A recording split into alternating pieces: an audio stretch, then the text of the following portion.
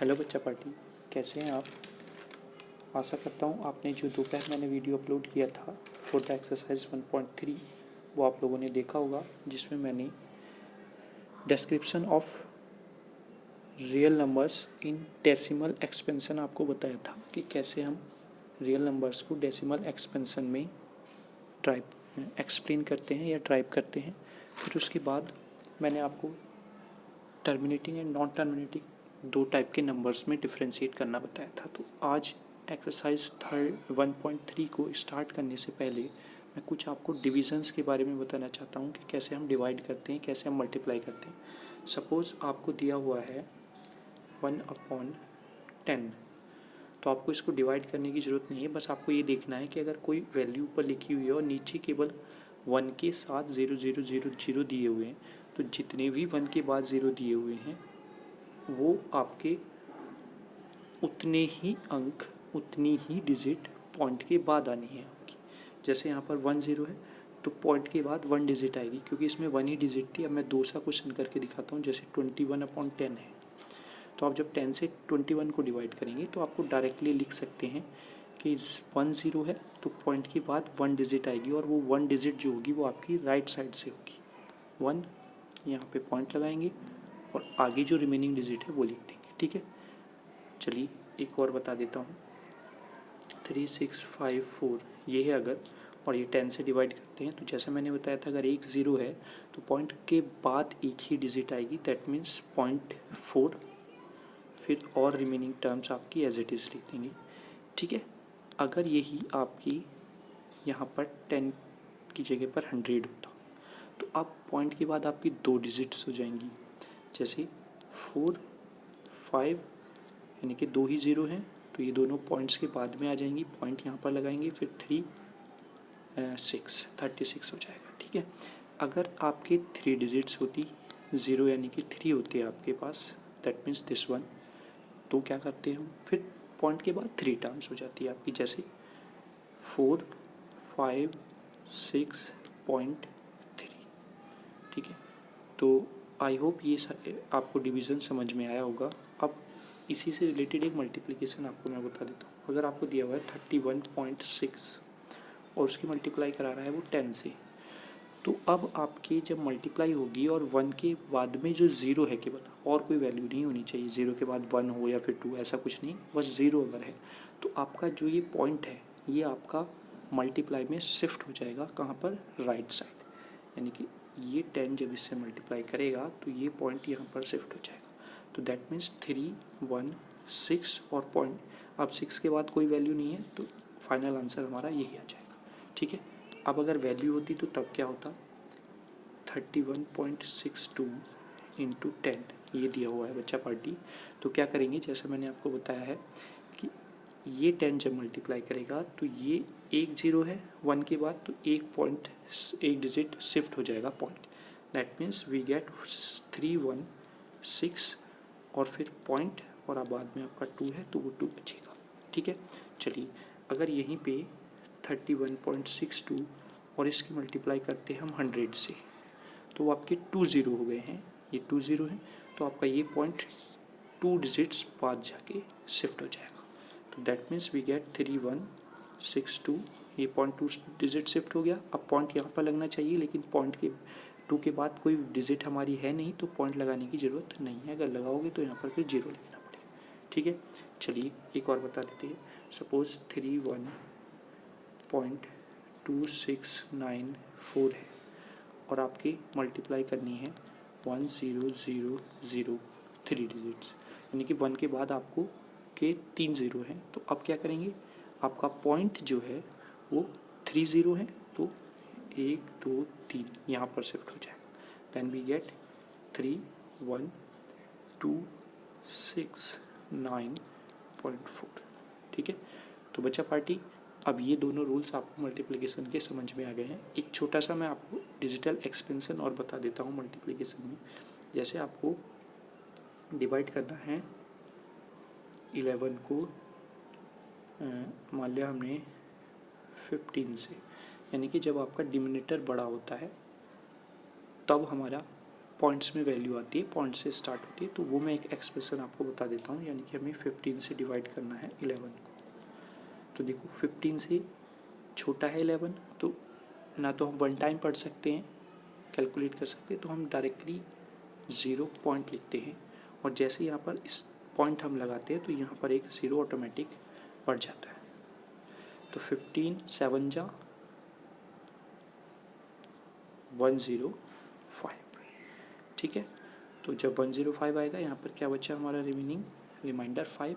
फिर अब ये पॉइंट कंटिन्यू चलेगा, अगर ये डिजिट छोटी आती है रिमाइंडर में तो हम यहाँ पर 0 ऑटोमेटिक ऐड कर लेंगे, अब हमें पॉइंट लगाने की ज़रूरत नहीं है, ठीक है। तो 15 3 जा 45, ठीक है। और फिर आपका क्या बचेगा, 5 रिमाइंडर बचेगा, है ना। फिर हम 0 लगाएंगे, 15 3 जा 45, फिर 5 बचेगा, ऐसे ही आपका कंटिन्यू 3 3 3 आता चला जाएगा।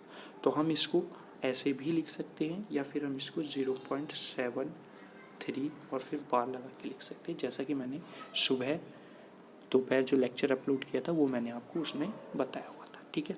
क्योंकि हम देखते हैं कि पॉइंट के 3-4 बार अगर हम डिवाइड करते चले जाते हैं तो हमें फाइंड आउट करना होता है कि रिमाइंडर कहीं पे हमारा 0 मिल जाए, ठीक है। बट अगर रिमाइंडर 0 नहीं मिल रहा है, नंबर्स आपके रिपीट होना स्टार्ट हो गए हैं, तो उसको वहीं पर स्टॉप कर देते हैं, ठीक है।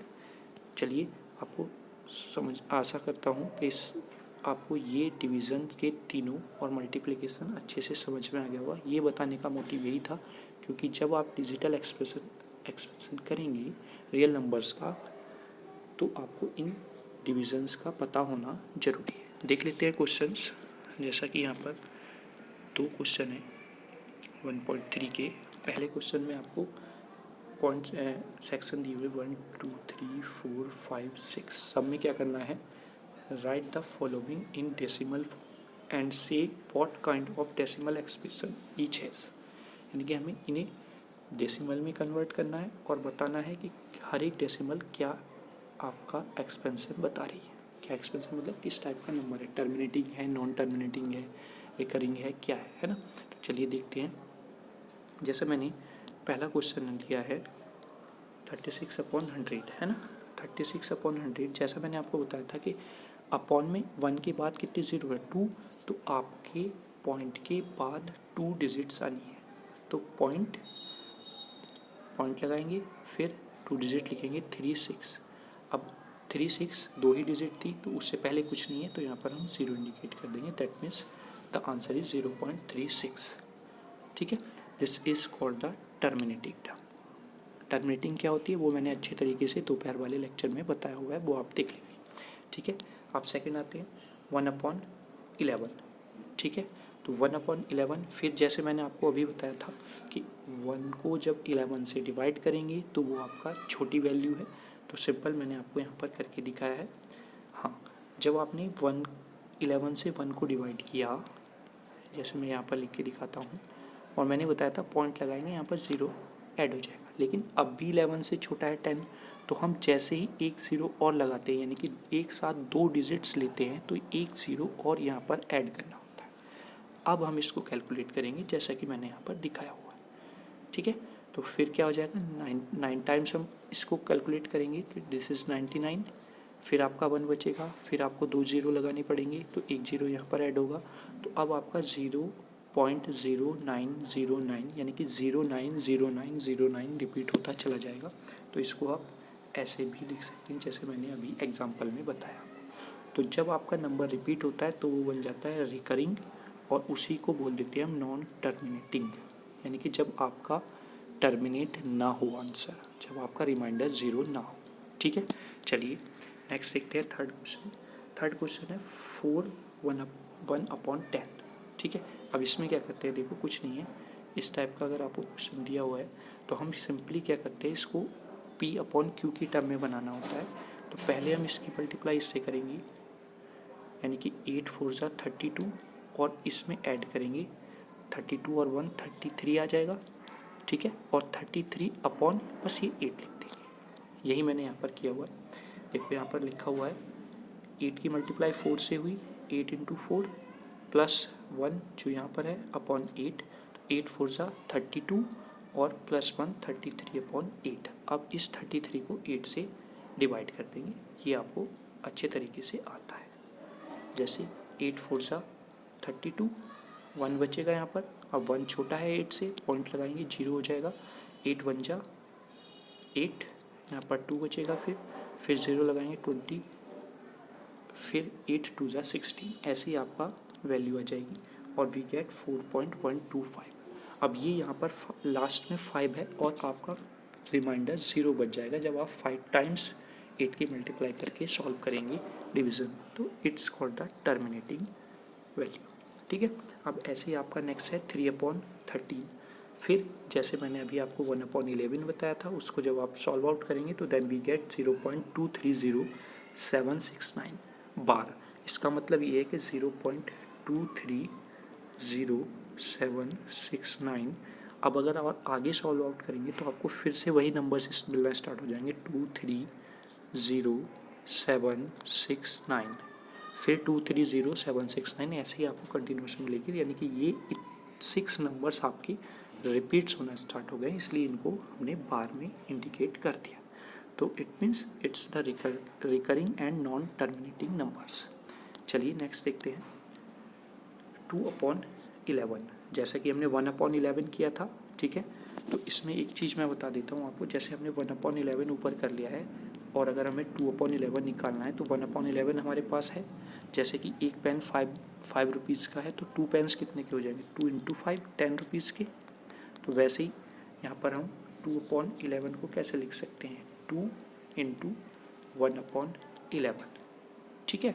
तो यानी कि 1/11 की वैल्यू जो होगी उसकी 2 से हम मल्टीप्लाई कर देंगे, then we get this one. मैं आपको यहाँ पर दिखा देता हूँ। जैसे ये था आपका 0.09 बार, ये रिपीट हो रहा था। तो जैसे ही मैंने इसकी 2 से मल्टीप्लाई की वी गेट 0.18, 9 2 18 होता है। ठीक है। ये अभी मैंने आपको कॉन्सेप्ट क्यों बताया, क्योंकि नेक्स्ट क्वेश्चन में यही कॉन्सेप्ट यूज़ होना है। ठीक है। अदरवाइज आप इसको 11/2 से ही सॉल्व आउट करेंगे। ठीक है। तो it's the recurring and non terminating number.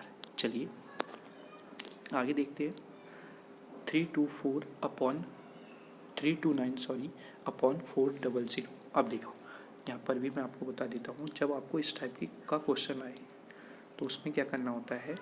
मैंने आपको बताया था कि 1 के साथ अगर 0 है तो आपका पॉइंट शिफ्ट हो जाएगा 400329, ये है इस टाइप से। या फिर अगर मैं इसको लिखूँ 329/400, तो आप क्या करें, 4 से डिवाइड कर लें पहले इसको।